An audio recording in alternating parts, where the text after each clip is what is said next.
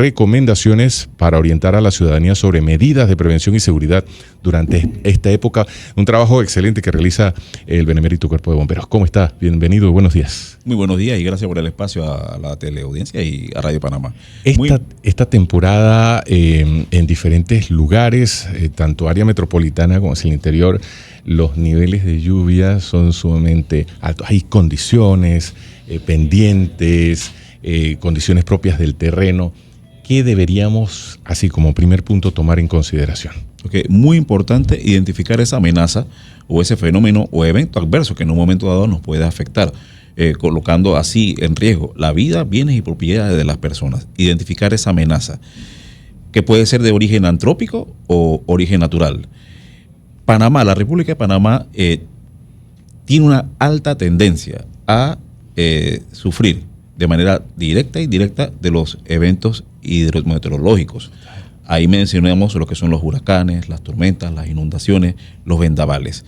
En estadística y fuentes oficiales, del 2005 al 2009, en el territorio nacional se generaron más de 4.900 inundaciones y más de 300 vendavales que afectaron de manera directa e indirecta a la ciudadanía, afectando los cultivos, la ganadería, bienes y propiedades. Sí, lo que pasa es que nosotros tenemos 9 meses de temporada lluviosa y 3 o 4 meses de temporada seca, o sea, de diciembre, abril aproximadamente, y luego de eso lluvia. Y hay sectores, mayor, por ejemplo, si usted se va a Chiriquí, comienza a llover a las 12 de mediodía y son las 9 de la noche y no ha parado de llover durante todo el día, a diferencia del área metropolitana que llueve muy fuerte, se desborda el agua en las vías. Hay diferentes condiciones no propias de cada región. Claro, importante de la época. Lo importante es las acciones en prevención que nosotros generemos sobre nuestros trabajos, nuestras familias. Es importante tener un plan de emergencia.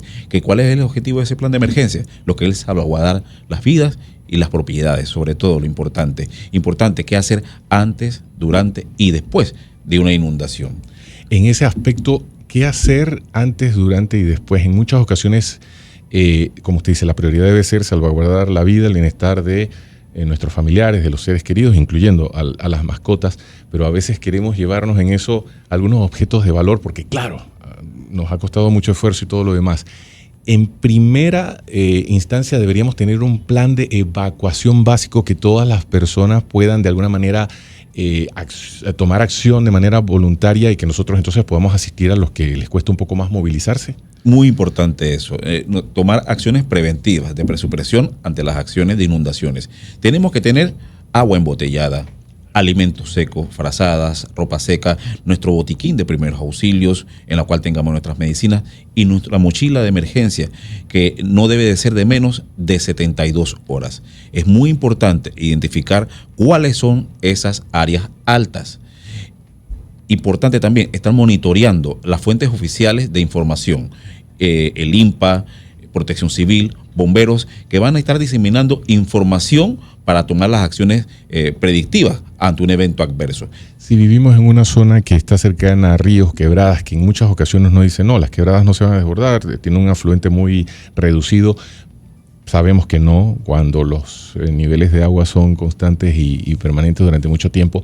¿Qué otros elementos son señales de alerta que deberíamos tener? Eso, que estemos, nuestra casa está ubicada en un terreno a desnivel, pendientes. ¿Qué otros elementos deberíamos considerar basado en la experiencia que tienen ustedes? Lo que es muy importante, nosotros ya tener que identificar cuál es esa área de riesgo. Claro. Identificarla, ubicarlo, cuáles son los puntos antes. Como lo mencioné, agua embotellada y alimentos secos. Tener una ruta de desalojo o de evacuación y socializar esa ruta de escape.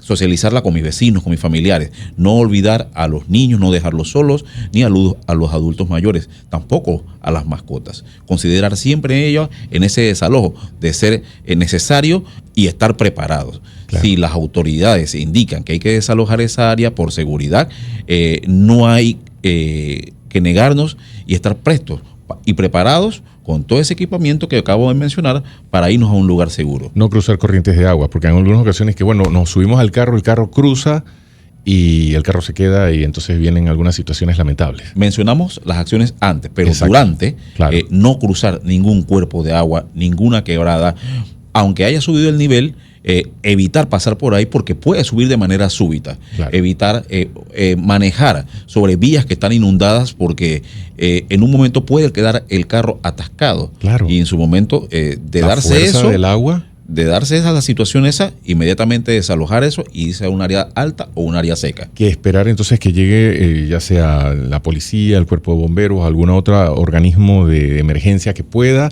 con equipo adecuado rescatarlos, pero lo primordial es salvaguardar la vida. Exactamente, y estar siempre monitoreando y a la escucha de las instrucciones Claro. de las entidades de respuesta y emergencia como son bomberos, protección civil, policía nacional, las autoridades locales como la Junta Comunal, que están trabajando en sinergia en conjunto con nosotros en la parte de la prevención. Mayor, usted sabe que antes mis papás, por ejemplo, tenían siempre un radiecito de banda ancha o que podías escuchar con sus baterías siempre listas. Nosotros hemos perdido esa costumbre y cuando encontramos con estas situaciones en un momento se descarga el equipo o no hay la señal suficiente, sin intentar hacer promoción de la radio, pero es una manera en la que podíamos recibir la comunicación sobre qué hacer luego de, porque esa es la otra parte. Sí. Nos quedamos aislados en una zona, tenemos que esperar que mejoren las condiciones o que lleguen los equipos de rescate. ¿Qué hacemos durante esa etapa? Que muy importante, mencionamos las acciones previas y durante, pero que después, ¿qué vamos a hacer? Importante, estar monitoreando las instrucciones de las instituciones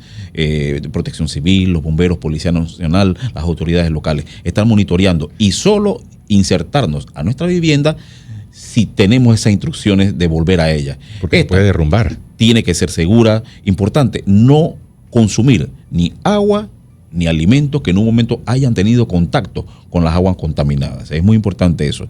Tener siempre nuestro botiquín y mochila de emergencia. Agua, comida seca, no insertarnos al menos que sea un área segura.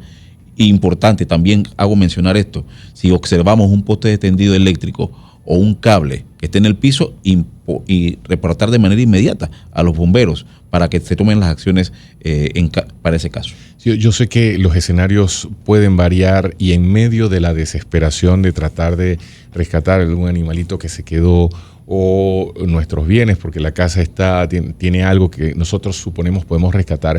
Yo entiendo que el público que nos escucha dirá, pero qué difícil es, porque es que yo me siento impotente que no me puedo mover, pero también entiendo el punto de ustedes. Al intentar tomar una acción y no tener la formación o el entrenamiento, podemos sumar una víctima fatal a la tragedia o al momento trágico que se vive. Cuando se da las instrucciones o vemos que inminentemente tenemos que alojar nuestro hogar hacia un punto seguro, no tenemos que volver a ese lugar hasta que seamos instruidos por las autoridades. Los bomberos y las organizaciones de rescate tienen una capacitación, entrenamiento, acondicionamiento físico, porque es algo desgastante rescatar a una persona, elementos de rescate como flotadores, cuerdas, elementos que nos van a ayudar a nosotros a hacer más fácil el rescate de una persona.